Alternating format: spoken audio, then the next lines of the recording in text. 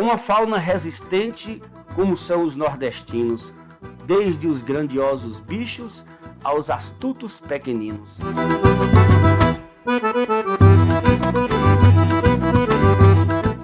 A literatura de cordel me fisgou.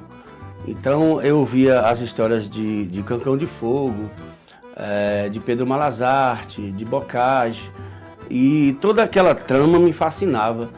E aí eu falei, eu quero aprender a ler porque eu vou devorar esses livros aí.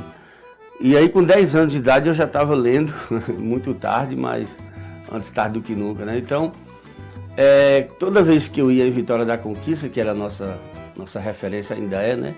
Aqui não tinha banca de literatura de cordel, então eu comprava, pedia para o meu pai comprar, ele sempre comprava 2, 3 folhetos.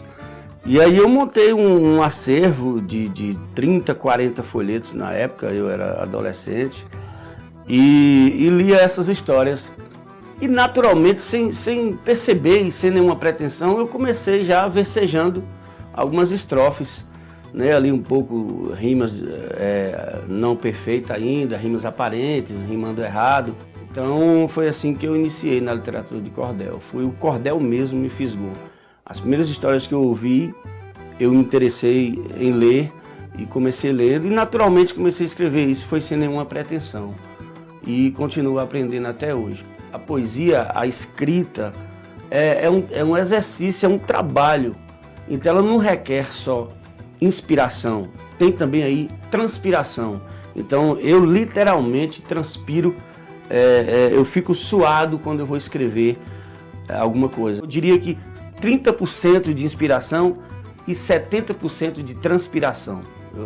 Eu escrevo por hobby, eu escrevo porque gosto, eu escrevo para o meu espírito, eu escrevo para mim. A arte não tem um valor monetário para se pagar. Então eu naturalmente, por uma questão assim, até de DNA, tem pessoas na minha família que são engraçadas e tal. Meu pai era um exímio contador de histórias em prosa, era muito engraçado, exagerava muito nas conversas dele. Então eu transportei isso para a literatura. Então no início eu escrevi muita coisa cômica, muito gracejo, né? Muitos textos engraçados, a briga de Antônio Beleza com Chico Ferro Velho, que são 2 personagens aqui de Anjé, inclusive um era o meu tio. Eu peguei essa peleja que o meu pai me contava em prosa e eu transcrevi em literatura de cordel de forma engraçada. Os Caloteiros do Frango é um outro texto cômico em que um pessoal veio vender aqui frango em Anangé e acabou enganando os compradores e tal. Eu coloquei isso na literatura de cordel. Falar de algumas brigas regionais, falar de alguns acontecimentos engraçados e tal. Então assim, a minha veia no início era mais tendenciosa para o humor, para o gracejo, né? Ali acompanhado com alguma crítica social, alguma coisa do tipo, mas o humor é muito marcante nos meus textos.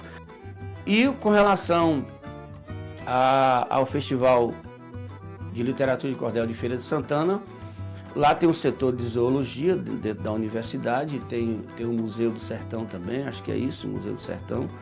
E esses departamentos se juntaram com a universidade para poder promover isso, né? Fomentar a literatura de cordel, valorizar os poetas aqui do estado, movimentar esse gênero literário. E de certa forma acho que ele, não sei ao certo, mas deve ter o interesse de guardar aquilo ali como arquivo, né? De propagar também livros e tal. E ele lançou o edital para o concurso. Nós temos um grupo no WhatsApp aí de poetas aqui, dos poetas cordelistas da Bahia, e naturalmente esse anúncio chegou por lá. E aí nós, né, grande parte dos poetas cordelistas baianos, nos inscrevemos. E eu não vou dizer que tive a sorte de pegar o primeiro lugar. Com pés no chão e com humildade, eu digo que eu esforcei, eu tentei lapidar, eu tentei burilar o meu texto para isso. Eu tentei atender os requisitos que o edital pedia, que era falar da fauna sertaneja, abordando principalmente a questão cultural e econômica dessa fauna. No início, quando eu comecei a escrever cordel, eu sonhava em me tornar um grande cordelista, escrever muito, não só em qualidade, mas em quantidade de folhetos e vender. esperava que eu iria viver da literatura de cordel. Depois eu fui percebendo que não, né? O grande sonho é continuar escrevendo e propagando de uma forma ou de outra a literatura de cordel. O reino animal em si é belo naturalmente, mas a fauna sertaneja chega a ser surpreendente. Do céu ao chão, com certeza, irei falar da beleza da rica fauna da gente. No sol quente do verão, o cenário muda a cor. Uma codorna ofegante devido ao grande calor, adentra correndo e afoita por debaixo de uma moita, fugindo de um caçador.